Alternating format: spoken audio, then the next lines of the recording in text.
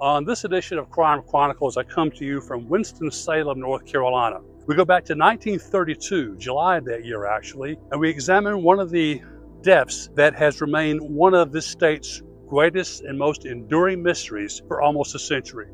In this edition of Crime Chronicles, we take a look at the death of Z. Smith Reynolds.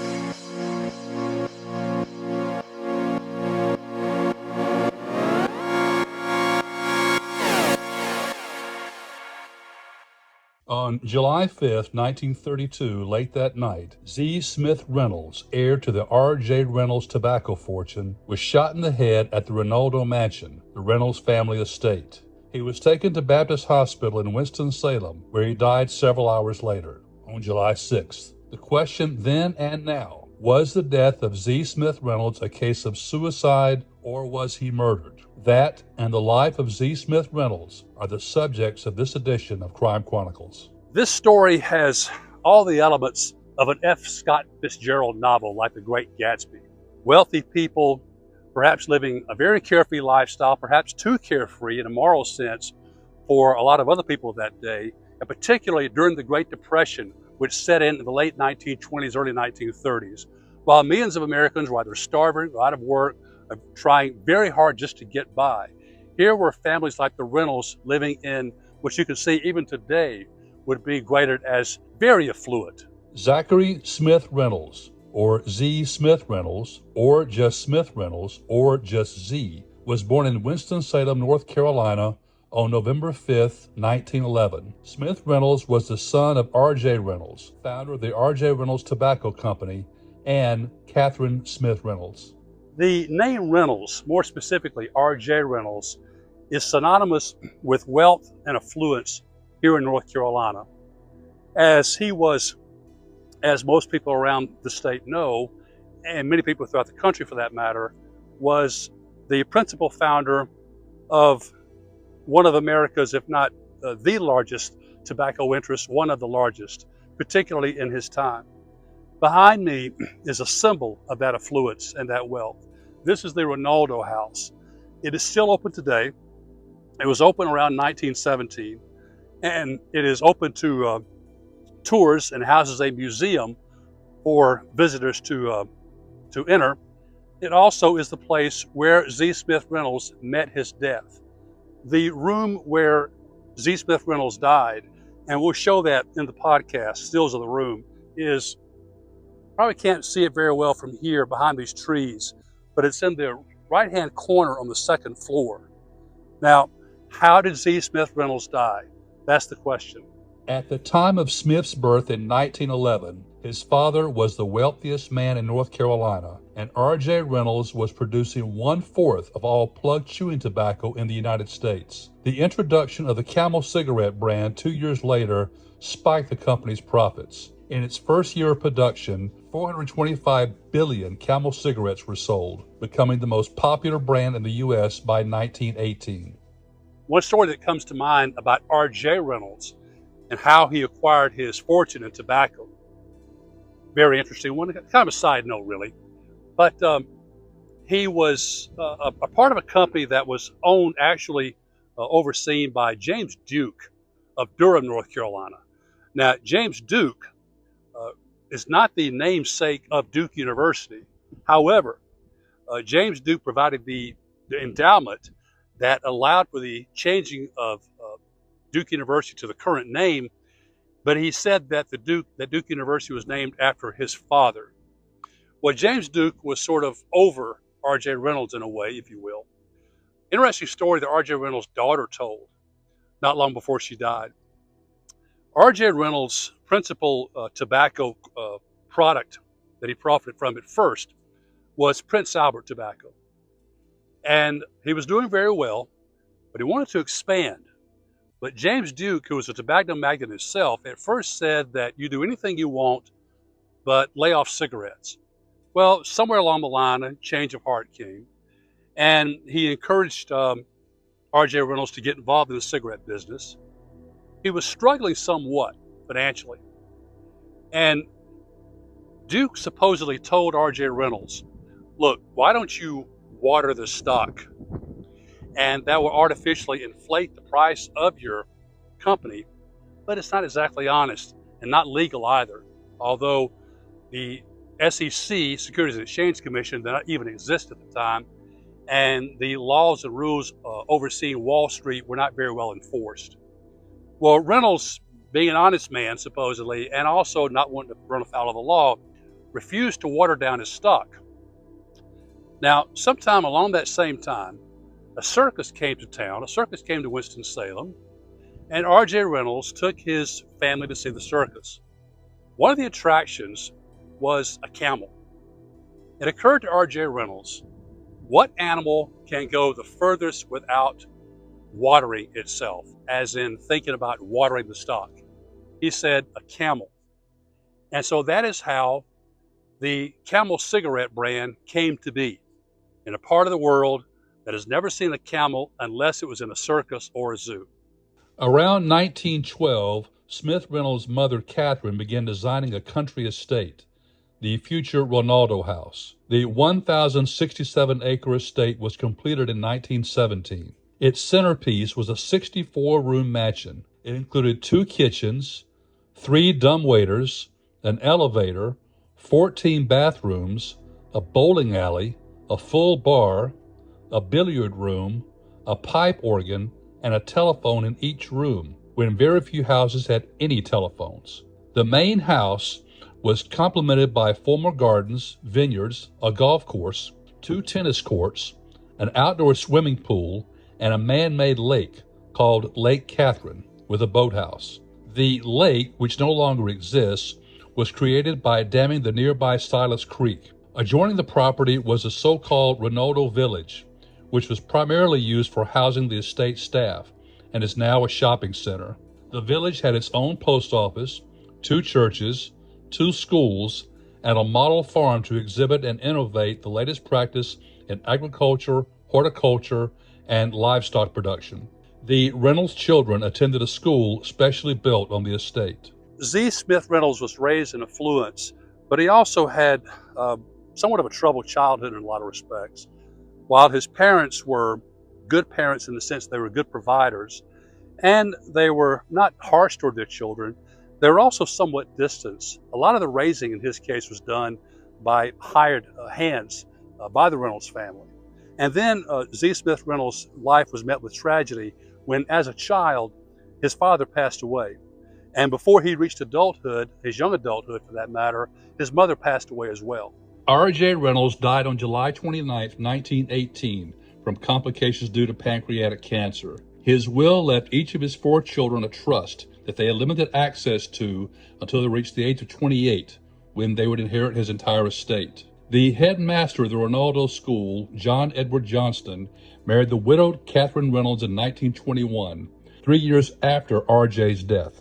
Catherine Reynolds died in 1924 due to complications during childbirth. After Catherine's death, the responsibility of the children's care fell to John Johnston and R.J.'s brother, William Neal Reynolds. Smith Reynolds exhibited signs of acute depression as a teenager, but mental illness carried a stigma, and teen depression was ignored in the 1920s. Psychiatric treatment and depression medications were not an option, even for many wealthy Americans. Smith Reynolds penned several suicide notes and openly talked of killing himself even in high school. This would add to the suspicion that his death was a result of suicide rather than murder. As far as his education went, what kind of student he was, Z. Smith Reynolds was not a very dedicated student. He had the greatest access to education of anybody in North Carolina, or in most parts of the country for that matter, but he didn't take advantage of that. However, he did develop a strong interest in aviation, and that's where it was his real passion. One way to go about examining this case is taking a look at some of the principal people involved, starting with Z. Smith Reynolds himself. At the time of his death, he was 20 years old. Yet, by that time, he had acquired a reputation as one of America's leading aviators, aviation being something new for its time in the 1920s and 1930s. In fact, he got his pilot's license at the age of 16, which was signed off on by none other than one of the Wright brothers, who performed the first successful flight a couple hundred miles from here on the North Carolina coast. Smith Reynolds and his brother Dick developed a fascination with the emerging field of aviation, especially sports aviation, where airplanes were sources of amusement rather than transportation. Aviation was in its infancy, the first successful flight having been launched by the Wright brothers only 2 decades earlier on North Carolina's Outer Banks. Many of Smith's early flights and aviation tricks were performed at the Reynolds Mansion. Smith Reynolds abandoned formal education, opting to devote his time to Reynolds Aviation. In May 1929, he attained both his transport license and mechanic's license. At age 17, he was the youngest person in the country to hold a transport pilot's license. Smith became something of a local hero in Winston-Salem and was one of North Carolina's most notable sports aviators during the golden age of aviation. Smith's biggest achievement as an aviator was the longest point-to-point solo circumnavigation at the time, at 17,000 miles over land, lasting from December 1931 to April 1932. The journey began in London and ended in Hong Kong, in between flying over the Mediterranean, North Africa, the Syrian desert, and India. Smith enrolled in New York University's aeronautical engineering program for the fall of 1932 and hired a graduate student to tutor him in mathematics in the interim. Smith would die before entering the program. Another unfortunate aspect of Z. Smith Reynolds' young life was that his first marriage, it came about when he was only about 18 years old, and it was really sort of a forced or arranged marriage between families. He was coerced, if you will, into marrying a woman named Ann Cannon, who by all accounts was a fine person, came from a fine family. But Z. Smith Reynolds simply was not in love with Miss Cannon. By the summer of 1929, Smith Reynolds had begun courting Ann Ludlow Cannon, the granddaughter of industrialist James William Cannon, and an heiress of the Cannon Mills textile fortune based near Charlotte. Ann's father, Joe F. Cannon, insisted that the couple be married. In the early morning of November 16, 1929, he had the couple and himself chauffeured to York, South Carolina, arriving around 2 a.m. to be married in a shotgun wedding. By early 1930, after Ann became pregnant, the pair had separated. In August 1930, she gave birth to a daughter, Ann, who would never get to know her father. About a month into the marriage, Smith's friend Dwight Deere Wyman, heir to the John Deere tractor fortune, visited Winston-Salem. Wyman was a producer of a hit Broadway musical called The Little Show. In April 1930, Smith went to see The Little Show in Baltimore and was dazzled by star Libby Holman. After being introduced, Smith followed up with flowers and notes and followed her. Libby Holman would later state that Smith asked her to marry him right after they first met. She said no because he was so young and his divorce was not final. Libby Holman was a native of Ohio, actually Cincinnati, who came from a fairly well-to-do family in that area. And at a young age, she attained some significant, might say, stardom on Broadway and in theater throughout the country. In fact, she was one of Broadway's leading ladies in the 1920s. Z. Smith Reynolds lived a relatively sheltered life, and he was enamored with Libby Holman. But he was also not really prepared to deal with the type of lifestyle that she led and the people that she associated with. This worldly, sophisticated, devil-may-care Libby Holman was very much the opposite of a young, insecure Smith Reynolds. Friends say that Libby Holman treated Smith Reynolds like an amiable buffoon, but Smith Reynolds persisted and continued to follow Libby in his plane and also behaving increasingly erratically. They quarreled often, as Smith repeatedly implored Holman to quit her career to marry him, and Holman's flirtatious nature and outgoing show business manner infuriated Smith Reynolds. On at least one occasion, Smith, calling from a Denver hotel room, threatened to kill himself if Holman did not agree to marry him. In June 1931, Smith Reynolds rented a home near Holman's residence in Sands Point, New York. Smith Reynolds continued his histrionics, once driving his Rolls-Royce off a 4-foot retaining wall and into the ocean, and once leading his friends to believe he was going to fly his plane into the ocean. Smith and Ann Reynolds divorced on November 23, 1931. 6 days later, he married Libby Holman in Monroe, Michigan. They met in Hong Kong for their honeymoon and returned to Winston-Salem and the Reynolds house. I'm now standing behind the Reynolds mansion, and behind me, in front of you, is what was the boathouse at the time of Smith Reynolds' death in 1932. Now, I don't know how well you can see, not very well, beside the boathouse. It's abandoned now, as you can probably tell, but all you can see really is this really swampland.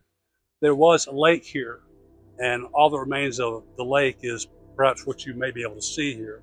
Z. Smith Reynolds seemed to be living a life that anybody would envy. He was fabulously wealthy. He could pretty much do as he pleased. There was no real pressure from his parents because they were deceased. The man who was charged with raising Z. Smith Reynolds, his uncle, had since taken the reins off of him. So he had all the freedom, all the money one could want. He lived on an allowance of $50,000 a year. Now that sounds pretty good nowadays for someone who doesn't really have to work for it, but it was very good in the 1930s, particularly when most people were out of work. $50,000 in the 1930s, early 1930s, was about the same as $1.1 million today. So here was a guy living on $1 million a year income and having to not work for it. He didn't stand to inherit the rest of his father's, or his share of his father's estate until sometime later, but he was still living very well. Despite seemingly having it all, Smith Reynolds was a very unhappy young man. One of the things that gave rise to or supported the idea that he committed suicide was the fact that he had threatened to commit suicide so many times before, and that Libby Holman and others had observed that Smith Reynolds was very often extremely depressed. He very often kept his revolver with him, and according to Libby Holman, several times during their marriage, he would raise a weapon to his head and threaten to shoot himself. So there's another chapter in the mysterious death of Smith Reynolds. So the two dates that are at the center of this story are July 5th and July 6th, 1932. Actually, July 5th, day after Independence Day, of course. And while most Americans who were able to work were back at work, not the Reynolds family, they were enjoying, and these are the young Reynolds now, enjoying the benefits, if you will, of the lifestyles of the rich and famous here at the Reynolds house. It was on that day also that Smith Reynolds discovered that his wife, Libby Holman, was pregnant. Was it his child or someone else's? One of the reasons that some people suspect that Libby Holman was carrying someone else's child other than Smith's was because supposedly Smith Reynolds had said to her at one time that he was impotent. Now, did that mean it was something that was permanent or had been going on for a long time, or was it just something perhaps for that day? But that's given rise to suspicions that one of the things that distressed Smith Reynolds on the night of his death was the fact that his wife was pregnant and may have been pregnant by someone else beside himself. The third person in this triangle, Smith Reynolds and Libby Holman, was a friend of Smith Reynolds named Ab Walker. Now, Walker had no particular talent of any sort, except he was part of a wealthy family like the rest of the people around here. But nevertheless, Smith Reynolds hired Ab Walker as a private secretary of some sort. And one of his duties was to help Smith Reynolds make plans for his flights. He had taken a number of flights, both in the United States and other countries as well, and he was planning a round the world flight. And Ab Walker's job supposedly was to help him with plans like that. But Ab Walker was a very close confidant of both Smith Reynolds and Libby Holman. The boathouse behind me and what was the lake may have figured prominently in this story as well. The night of Z. Smith Reynolds' death, or the night he was shot, there was considerable partying going on in this young set, and a lot of it was going on right here at this little house behind me and on what was the lake behind me. Smith Reynolds and his friends never needed a good reason to throw a party, but the occasion on July 5th was a 21st birthday party for his childhood friend Charles Gideon Hill Jr. After the party guests had left, the only people in the house aside from Reynolds and Holman were Ab Walker and Blanche Yerka, Holman's friend and acting coach. Ab Walker reported during the inquest that he heard the gunshot while downstairs, and immediately afterwards Holman had run to the balcony and shouted, "Smith's killed himself." Walker said he found Smith bleeding and unconscious upstairs, with a bullet wound to his right temple. With Holman and Yerka's help, Walker brought Smith to the North Carolina Baptist Hospital in Winston-Salem. What happened after 11 p.m. on July 5th, 1932, at the Reynolds house behind me? A lot of what happened remains a mystery, hence the interest in this case. But around 11:15, one of the people who's the key figure in this case was a man named William Fulcher. Fulcher was one of the employees here, and he was summoned to the Reynolds house. He lived just off the property. He was summoned to the Reynolds house because there was a report that young Smith Reynolds had been shot. Sometime after midnight, Smith Reynolds was admitted to the emergency room at Baptist Hospital here in Winston-Salem. He never regained consciousness and was pronounced dead about 4 hours after his arrival, and that making the day of his death July 6th. Smith Reynolds was pronounced dead at 5:25 a.m. He died from a shot to his head from a semi-automatic Mauser .32 caliber pistol in the early morning of July 6, 1932. Now, after Smith's sudden and tragic death, what did his surviving family members have to say? Not Libby Holman, but the Reynolds family. Focus on two people here. First being William Reynolds, who was the uncle who was charged with raising the Reynolds children after their parents' death, and then Smith's older brother, Richard or Dick Reynolds. William Reynolds, Smith's uncle, was quick to label Smith's death a suicide, but Dick Reynolds thought otherwise and was certain that his brother would not have committed suicide, and stated openly that someone had shot his brother to death. The immediate assumption and proclamation of the people who were closest to Smith Reynolds at the actual time of his death, that being Libby Holman, Ab Walker, Miss Yerka, they seemed very quick to jump to the conclusion, or tell people at least, that Smith Reynolds had taken his own life, had shot himself. And some of the doctors who examined him at Baptist Hospital, who were not really experienced in the area of forensic pathology, prematurely perhaps, came to that same conclusion. And a number of things happened in the meantime, but it led the solicitor, Mr. Higgins, Carlisle Higgins, to order a coroner's inquest into the death of Smith Reynolds. Interestingly enough, the coroner's inquest did not take place at a courthouse or in some sterile setting. It took place at the Reynolds mansion right here behind me. The result of the coroner's inquest was that Z. Smith Reynolds had been killed by person or persons unknown. The terminology was tailored to legally exclude Smith as a firer of the gun, ruling out suicide and suggesting murder instead. Libby Holman was suspected of committing the murder, and Ab Walker was accused of being her accomplice. Reporters alleged that Holman had an affair with Walker and that the two murdered Z. Smith Reynolds. Following the conclusion of the coroner's inquest that Smith Reynolds was killed by persons or persons unknown, two people were indicted for his murder. Those two people were Ab Walker, his best friend, and his wife, Libby Holman. Now, Ab Walker, not long after the indictment, was taken into custody here in Forsyth County, somewhat unceremoniously. Libby Holman was another story.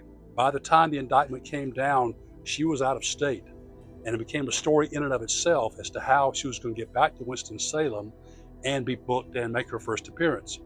She wasn't taken back to Winston-Salem to the Forsyth County Jail. Instead, she was very dramatically taken into custody in the neighboring county in Wentworth, North Carolina. At the time of her indictment, Libby Holman was staying with her family in Ohio. The Holman family knew that a media circus would surround her upon her return to North Carolina to be booked and formally charged. Her father, Albert, also a lawyer, arranged for her to avoid the Winston-Salem media spotlight and the Forsyth County crowd that would show up to gawk at her. So she was delivered to Sheriff L.M. Sheffield at the Rockingham County Jail and formally charged. The Holman family could afford excellent legal counsel for Libby. She was represented at her first appearance in Wentworth by William Graves. Only a small crowd assembled to watch her being led in and out of the local jail. Well, when she was finally questioned about what happened on the night of Z. Smith Reynolds' death, an interesting twist occurred.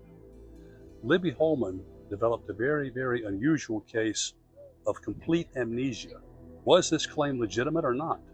Some mental health experts would suggest that Libby Holman could have been telling the truth, that she really did not remember what happened most of the day on July 5th, several hours before and after Smith was killed, that she has subconsciously repressed the events of that day. By other accounts, as she would say later on, Libby was simply too drunk to remember what happened, and others maintained she was simply lying. Libby Holman, being Jewish, was a factor in this case. I would say there was an undercurrent of anti-Semitism attached to this case, but it really wasn't an undercurrent. It was rather overt, which the media could get away with talking about in those days very openly. And one of the things that the prosecutors or the officials involved in this case wanted to avoid was being accused of being involved in a case like the one that happened in Georgia about 20 years prior to this. And that was a case of the lynching of Leo Frank. Leo Frank was the owner of a pencil factory in Atlanta. In 1913, one of his employees, 13-year-old Mary Fagan, was found murdered in his factory. Leo Frank was charged with her murder amid a tsunami of negative press and a very hostile anti-Semitic atmosphere in the Atlanta area. Frank was convicted and sentenced to death for her murder, and his conviction and sentence were upheld throughout the appellate process. Finally, his death sentence was commuted to life imprisonment by Governor John Slayton. Following the commutation, a mob broke into the Milledgeville, Georgia prison where Frank was incarcerated and transported him to Mary Fagan's hometown of Marietta, where he was publicly lynched. Throughout the ordeal, considerable evidence pointed the finger at Jim Conley, a janitor at the factory, as the real killer. The Leo Frank case generated outrage throughout the country and brought anti-Semitism under a microscope. It was a huge embarrassment for the state of Georgia and reinforced negative stereotypes of Southern justice. If you read books or watch videos about this, the death of Z. Smith Reynolds, you will find there are sort of two camps of people, but neither one has really came to a firm conclusion, at least one that satisfies me, as to what really happened on July 5th of 1932. There is the argument for murder, and then there are arguments for suicide. What are those arguments?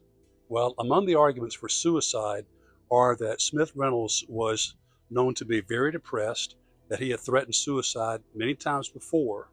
For those who argue that Smith Reynolds died by suicide, they also add that he may have been particularly distressed on July 5th for two reasons. One, that was a day he found out that his wife was pregnant, and two, he was put off, to say the least, by his wife's antics of that night.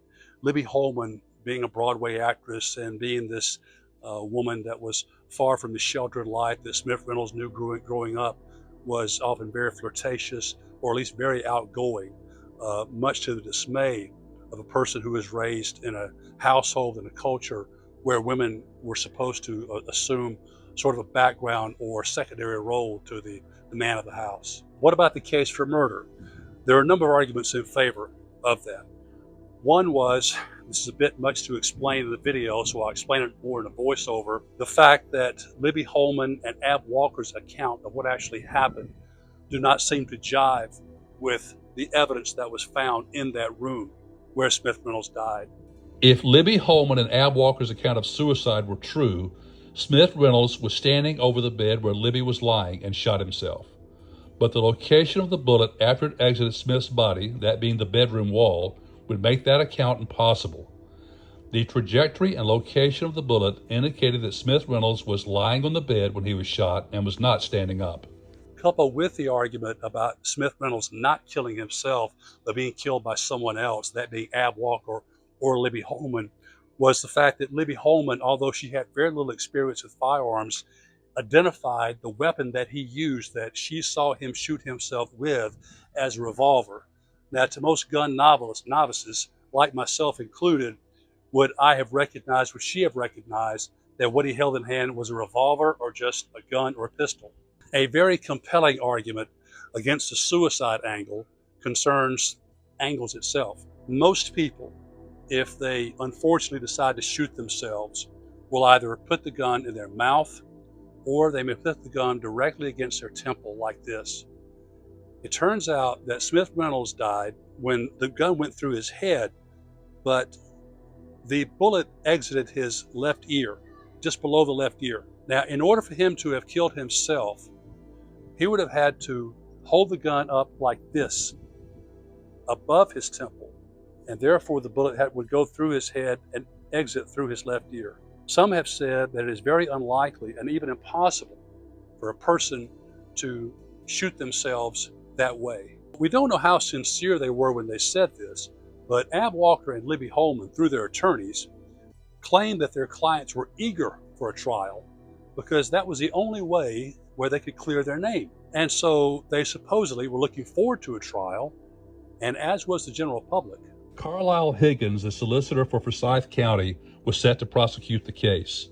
Judge A.M. Stack was to be the presiding judge. The Holman family initially approached a Jewish lawyer named Sam Leibowitz to represent Libby. Leibowitz was one of the most competent criminal defense attorneys in the country, but he rejected the offer because he was embroiled in another racially charged case. This one involving the Scottsboro boys, 9 young black men facing a death sentence for a rape charge in Alabama. Plus, Leibowitz's affiliation with left-wing organizations might lead jurors to view him as a carpet-bagging radical. Albert Holman enlisted Bennett Polikoff to represent his daughter. The buzz of anti-Semitism was still present, as Polikoff was Jewish as well. But being local, he might have a good rapport with local jurors. But there would be no trial. As the case was about to come to trial, Mr. Higgins addressed the court and effectively said, "Your Honor, to Judge Stack, we don't think we have enough evidence here to get a conviction, and therefore he requested that the case be nol pros."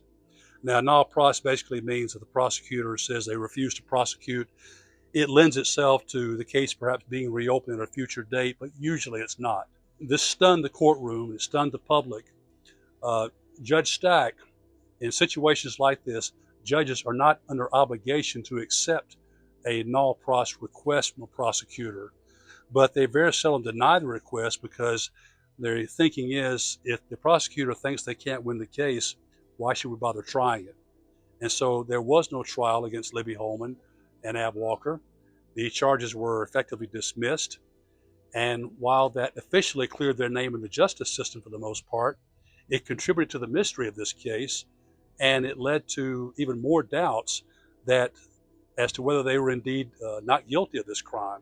Well, as I sit here having lunch in the Reynolds village, one of the questions that needs to be asked about this case is, what happened to the people involved after this ordeal was done?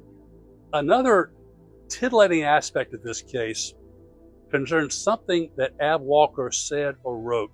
About the death of Z. Smith Reynolds, Ab Walker said, "There is a secret about his death which I will take to my grave."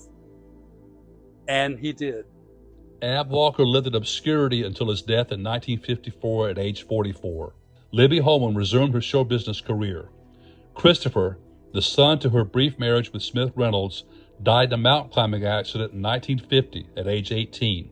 Libby married a Canadian Air Force pilot who was killed in an airplane mishap. She also had a relationship with the Oscar-nominated actor Montgomery Clift. Libby Holman became a vocal supporter for civil rights of African Americans, a friend to Dr. Martin Luther King Jr., and an opponent of American involvement in the Vietnam War. Even though her career thrived, the trauma of Smith's death followed Holman for the rest of her life. She died by suicide June 18, 1971. After her death, a former lover revealed that Libby told him she was so drunk she could not remember what happened the night Z. Smith Reynolds died. This might explain the strange amnesia that seemed to grip Libby that night. Zachary Smith Reynolds is buried in the Salem Cemetery in Winston-Salem. Reynolds' siblings underwent a prolonged fight to receive their share of Smith's estate, after which in 1936 they established a trust in his name that provided for his namesake foundation, the Z. Smith Reynolds Foundation. The foundation's first grant in 1937 went towards the North Carolina State Health Department's activities to treat venereal disease in North Carolinians, with $1.5 million being contributed over the course of a 10-year period. In addition, Winston-Salem's local airport is named in Smith's honor. Now I'm on the campus of Wake Forest University in Winston-Salem, just about a 15-minute walk or so from the Reynolds house. And what does the murder, or the death, I should say, of Z. Smith Reynolds, perhaps a Freudian slip there, what does it have to do with Wake Forest University? Well, it goes something like this. The North Carolina is home to a number of prestigious universities, including North Carolina State University, University of North Carolina, Chapel Hill, Appalachian State, Duke University, East Carolina University. For the first 100 or so years of its existence, although it went by different names, Wake Forest College was located in the town of Wake Forest, just north of Raleigh. In the mid-1940s, actually 1946, that was 14 years after the death of Z. Smith Reynolds. The Reynolds family wanted Smith to be remembered for something other than his death. So in the 1930s, they established the Z. Smith Reynolds Foundation, which is still one of the largest philanthropic organizations in North Carolina. And in 1946, just a year after World War II ended, they made an offer to Wake Forest College to more or less move the entire campus of Wake Forest College from the city of Wake Forest here to Winston-Salem. And that came about, a process, it took several years, but that came about as a result of the Z. Smith Reynolds Foundation. So were it not for the death of Z. Smith Reynolds, would Wake Forest University be in its present state, present location? Of course, we don't know for sure, but there's a connection between Wake Forest University and Z. Smith Reynolds. Z. Smith Reynolds' daughter Anne from his first marriage was raised primarily by her grandmother, Annie Ludlow Cannon, who kept her granddaughter shielded from the press. As an adult, Anne Reynolds became one of North Carolina's most active philanthropists, supporting hospitals, anti-poverty efforts, and college scholarships for African Americans.